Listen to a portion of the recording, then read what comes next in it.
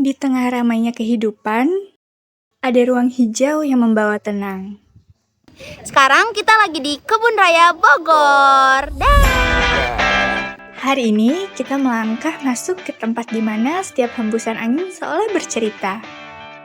Di sini bukan cuma pemandangan aja loh yang indah. Di sini juga punya sejarah dan cerita unik yang menjadikan Kebun Raya Bogor begitu istimewa. Yuk ikuti kami dalam petualangan di Kebun Raya Bogor. Dengan suasana pagi yang masih tenang, kami berkumpul di stasiun Cibinong pada pukul 6:30.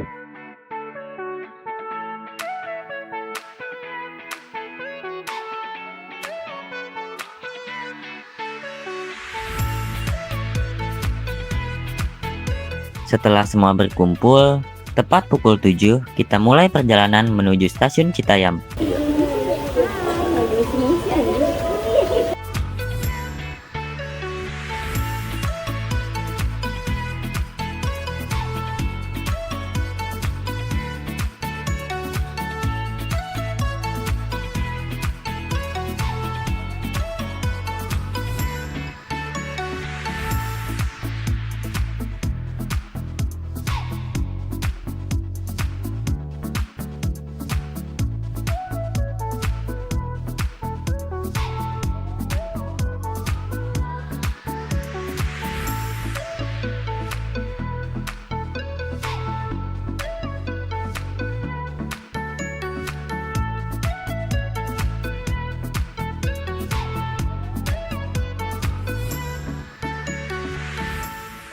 Saat ini, kami berada di stasiun Citayam.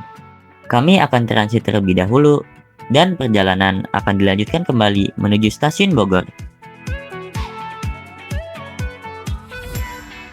Di perjalanan, kami menemukan hal yang lucu, yaitu kami bertemu satu keluarga yang dimana pakaian mereka senada dengan salah satu dari kami, yaitu Farel. Ada-ada saja. Dan sampailah kami di stasiun Bogor. Kami semua pun turun, dan kami say goodbye ke keluarga itu. Dadah mama. I love you. Mama ini, Farel duluan ya. Mama Farel duluan ya, dadah. Lanjut kami berjalan menuju pintu keluar stasiun.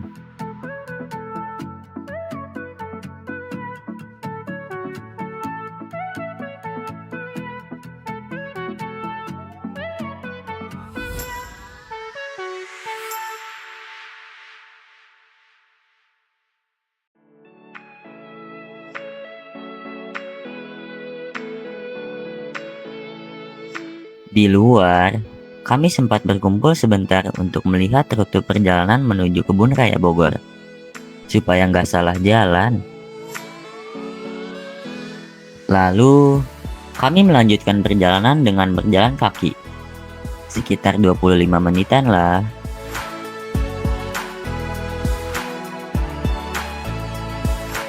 Sepanjang perjalanan, kami melewati alun-alun Bogor yang cukup ramai, lalu perpustakaan Bogor, dan Museum Nasional Sejarah Alam Indonesia.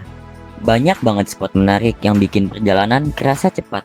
Setibanya di pintu masuk pertama Kebun Raya Bogor,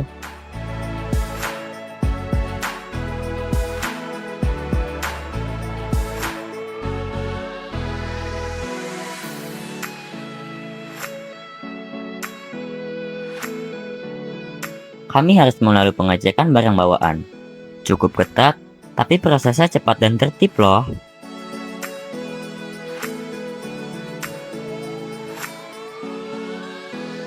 Untungnya, kami sudah membeli tiket masuk secara online. Kalian hanya perlu membawa uang sebesar Rp25.500 per orang untuk hari libur dan Rp15.500 untuk hari biasa.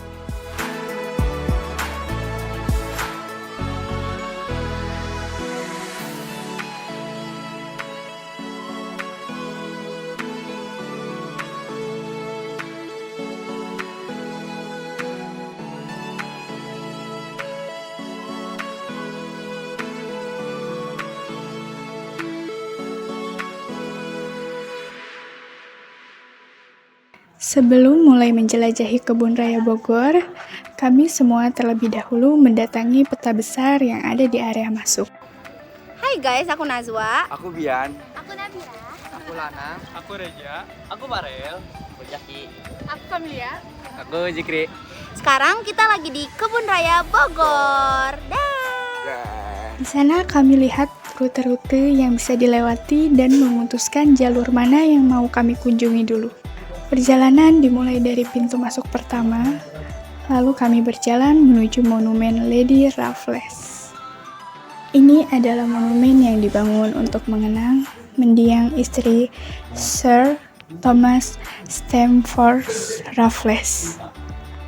Dari Monumen Lady Raffles, kami lanjut berjalan menuju Taman Meksiko.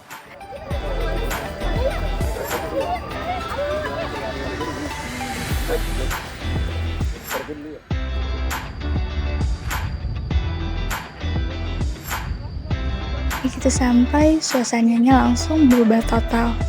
Kalau bagian lain kebun raya itu hijau dan rindang, Taman Meksiko justru punya vibes kebun kering, berbatu, dan terasa seperti pindah ke tempat yang berbeda.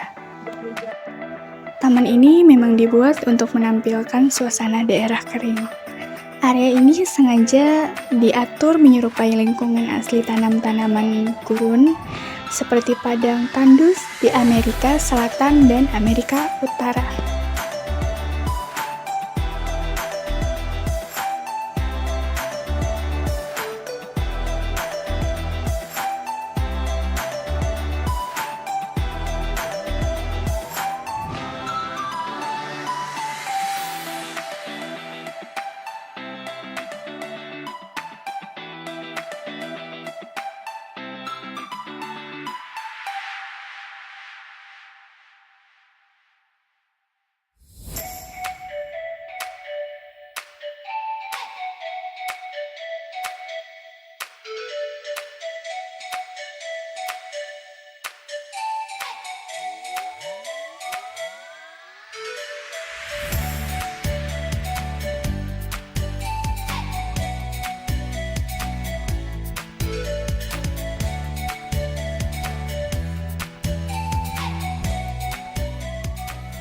Di Taman Meksiko, kami menemukan berbagai macam tumbuhan dari family cactus yang biasanya hidup di iklim kering dan gersang. Banyak dari kaktus yang ada di Kebun Raya Bogor ini juga berasal dari negara tersebut.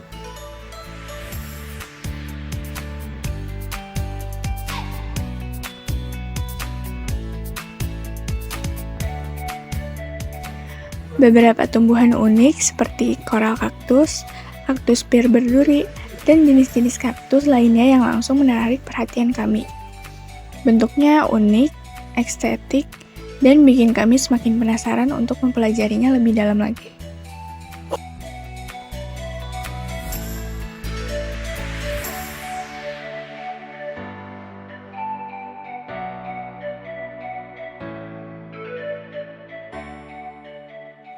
Setelah mempelajari berbagai macam tumbuhan Meksiko, tujuan kami selanjutnya adalah melihat pemandangan Danau Gunting dan mendatangi Tugu Rainward.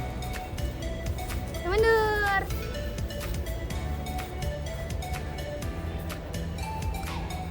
Muter kanan, muter kanan. Say hi, say hi, say hi, say hi. Di balik pemandangannya yang indah, ada kisah mistis di baliknya.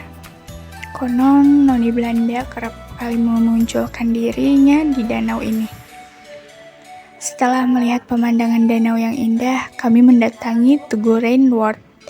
Rainward sendiri menjabat sebagai direktur utama dari tahun 1817 hingga 1822.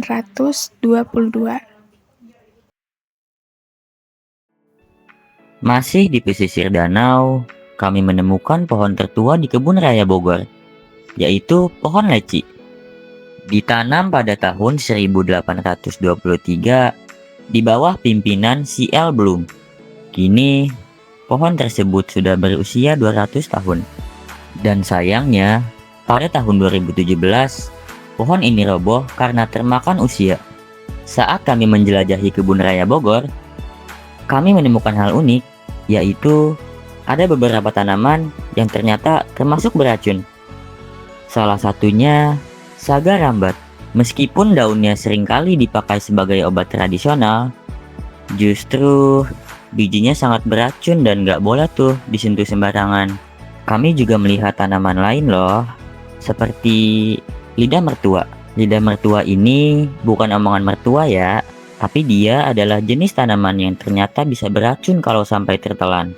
Karena bisa menyebabkan mual, muntah, atau iritasi. Ya mirip lah sama omongan mertua, tapi mertua yang jahat ya. Ada juga kaktus koral dan daun bulus. Tanaman-tanaman ini punya bentuk yang unik loh, tapi tetap harus hati-hati. Karena beberapa bagian bisa menyebabkan iritasi atau berbahaya kalau tertelan bahkan tersentuh loh. Jadi pas jalan-jalan di sini kita tetap harus waspada ya. Banyak tanaman yang kelihatannya cantik dan unik, tapi ternyata nggak semuanya aman buat disentuh.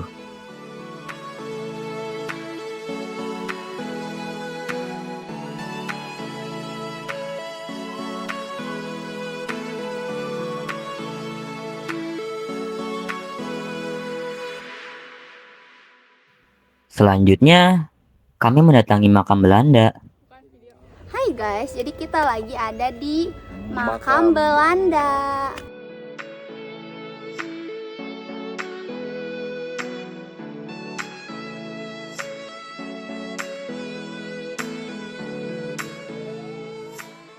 Ini adalah makam Andre Joseph Quilom Henry Constermans. Beliau adalah seorang ahli botani ternama dari Belanda yang sebagian besar karyanya membahas tentang flora Asia Tenggara. Dan yang ini adalah makam Charles Gerard Alexander van der Parabraten Vincent, yang kemungkinan besar adalah seorang pejabat pada masa itu. Awalnya, beliau dimakamkan di Jatinegara. Kemudian, makamnya dipindahkan ke Kebun Raya Bogor.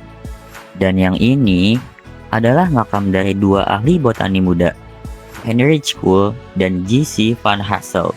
Keduanya adalah anggota The Netherlands Commission for Natural Sciences yang dikirim ke Hindia Belanda atau Indonesia pada era kolonialisme untuk melakukan penelitian ilmiah di Kebun Raya Bogor yang baru didirikan.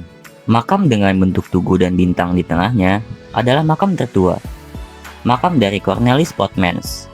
Beliau adalah administrator toko obat yang wafat pada 1784. Makam tersebut ialah makam dari Ernestine Gertruda Maker. Di sana tertulis, berbahagialah orang yang miskin di hadapan Allah, karena merekalah yang punya kerajaan surga, yang dilukis oleh Raden Saleh.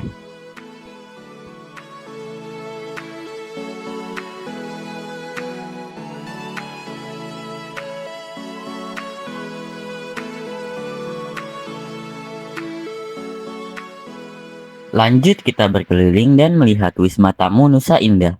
Gedung ini dibangun pada tahun 1884 dan awalnya dipakai sebagai rumah tinggal Direktur Kebun Raya Bogor pada masa kolonial. Sekarang, fungsinya berubah menjadi wisma tamu yang bisa disewa oleh pengunjung umum.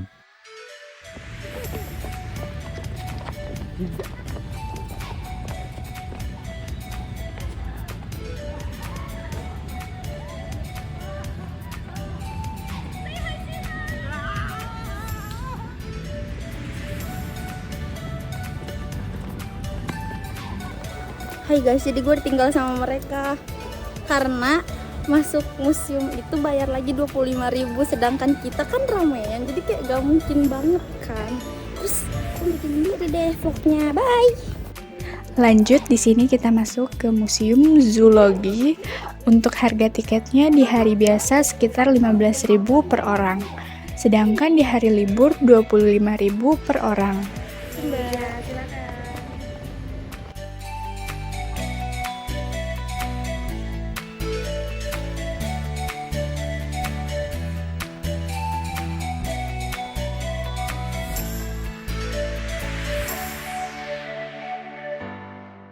Di sini ada beberapa koleksi di museum yang termasuk hewan hampir punah. seperti harimau Sumatera, bekatan dan orangutan, dan beberapa jenis serangkong dan julang.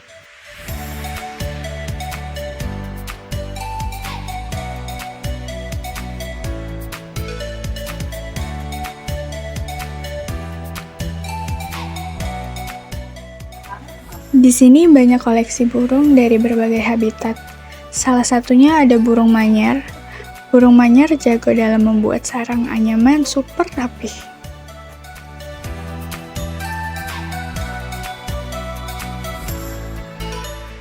Burung gosong atau maleo. Burung ini terkenal banget karena cara bertelurnya beda dari burung yang lain.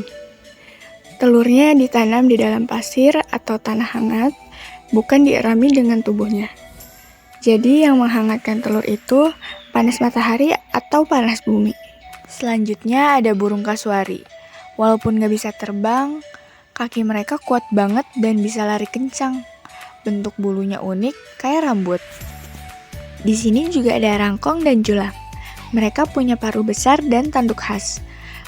Burung ini punya peran penting di hutan karena bantu nyebarin biji tanaman. Beberapa jenis rangkong juga termasuk hewan yang populasinya menurun loh.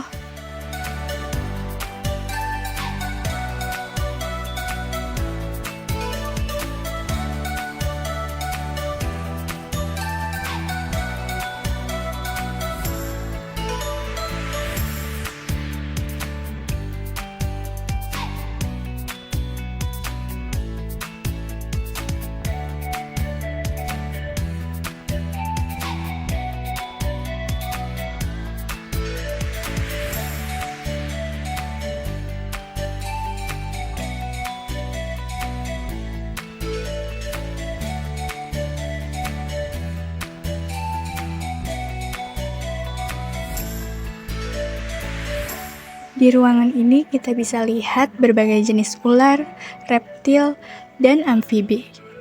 Ada yang bentuknya unik, warnanya mencolok, sampai yang punya bisa atau racun yang mematikan. Ini kepiting raksasa Jepang, salah satu jenis kepiting terbesar di dunia. Kakinya bisa panjang banget sampai lebih dari 3 meter. Walaupun ukurannya seram, mereka biasanya hidup di laut dalam dan jarang ketemu manusia.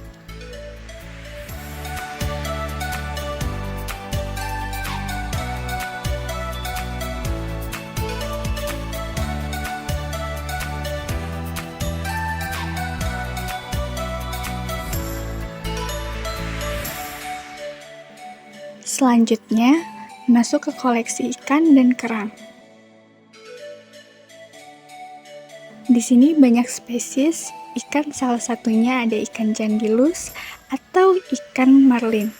Dia punya moncong tajam dan sirip lebar buat bantu mereka berburu.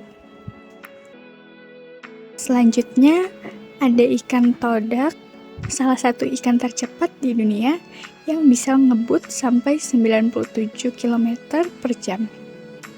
Moncongnya yang mirip tombak bukan buat menusuk, tapi digerakkan seperti pedang untuk melukai mangsa.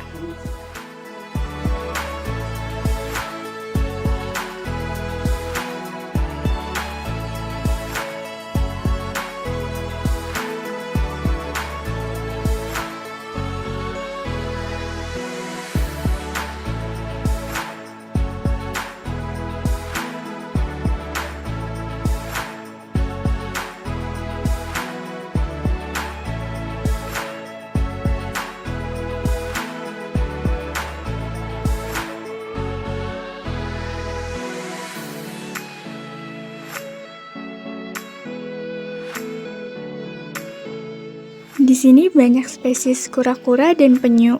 Salah satunya yang menarik adalah bulus raksasa, yang bisa tumbuh 60-100 cm dengan berat sekitar 50 kg. Lehernya panjang dan gerakannya cepat, bikin dia termasuk kura-kura yang cukup agresif. Serangga sangat berperan penting bagi keseimbangan ekosistem. Mereka berperan sebagai penyerbuk, seperti lebah dan kupu-kupu, yang membantu tumbuhan menghasilkan buah dan biji. Di sini ada berbagai mamalia yang familiar sama kita.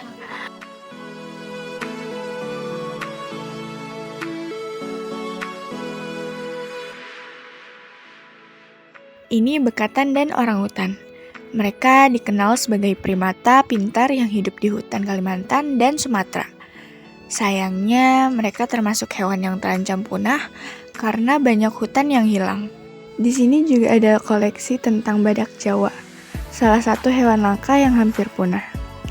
Sekarang jumlahnya tinggal sedikit banget dan cuma bisa ditemukan di Taman Nasional Ujung Kulon.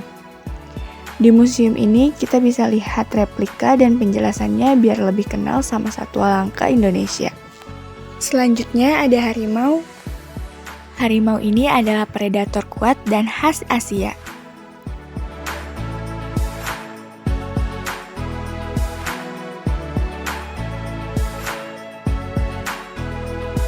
Ini diorama kalong, kelelawar pemakan buah.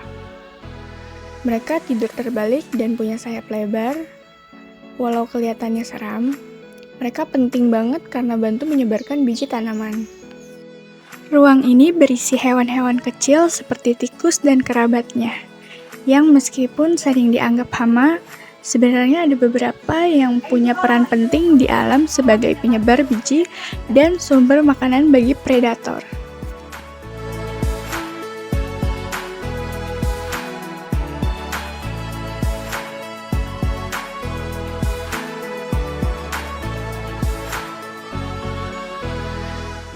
Di sini banyak rangka hewan-hewan, salah satunya ada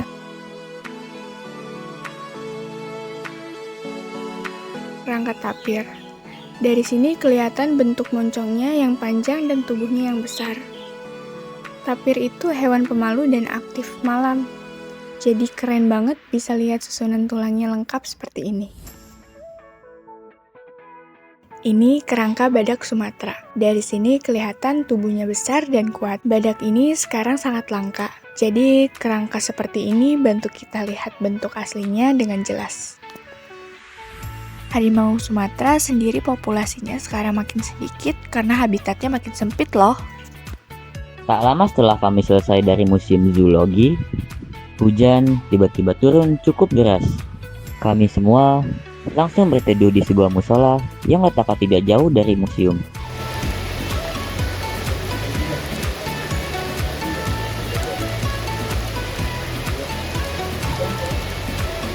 Lagi kehujanan. Lihat. Lihat ih, sedih banget ya kita. Amel. Iya. Nabila say hi. Halo. Sedih ya kita kehujanan. Guys, say hi, say hi. Mana yang bawa payung cuma 2? Dia yang bawa payung cuman 2 orang, guys. Mana ini baterainya habis. Gue lebih kemales sih Ada yang tadi makan. Bos gimana, Bos? Bos. Lihat. Karena hujan yang tak kunjung reda dan kebun raya juga sudah hampir tutup, akhirnya kami memutuskan untuk pulang. Kami semua sempat kehujanan saat keluar dan memutuskan untuk naik angkot untuk menuju ke stasiun Bogor. Guys. kagak ada semangat pisan. Hai guys. Jadi kita naik angkot pulangnya. Kita kehujanan bareng-bareng. Betul. Iya udah lefek. Apalagi Reja nih. Sesampainya di sana, hujan mulai mereda. Kami berhenti sejenak dan memutuskan untuk mengisi perut dulu.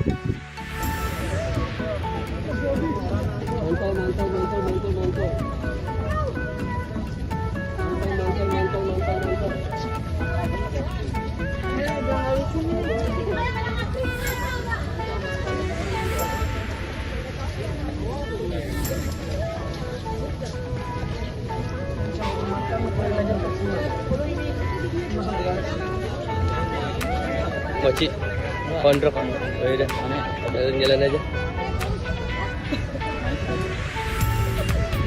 Kiri.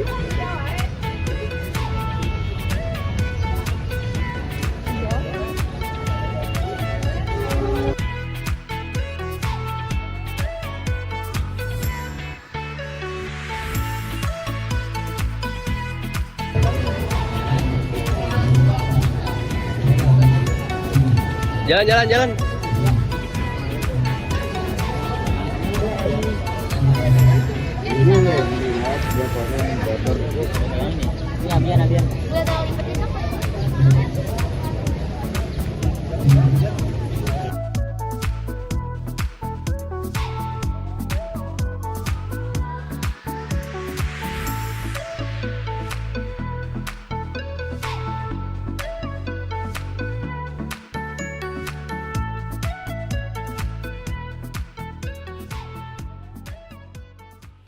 Perjalanan kali ini mungkin terlihat sederhana, tapi justru di situ letak hangatnya. Mulai dari baju farel yang seragam dengan orang random, jalan kaki bareng, ketemu spot-spot menarik, dan cerita-cerita random bareng teman. Semuanya jadi bagian dari pengalaman yang akan selalu kami ingat. Dan terima kasih juga untuk semua yang sudah ikut berpetualang bareng kami hari ini. Sampai ketemu lagi di cerita seru kami selanjutnya. Dadah!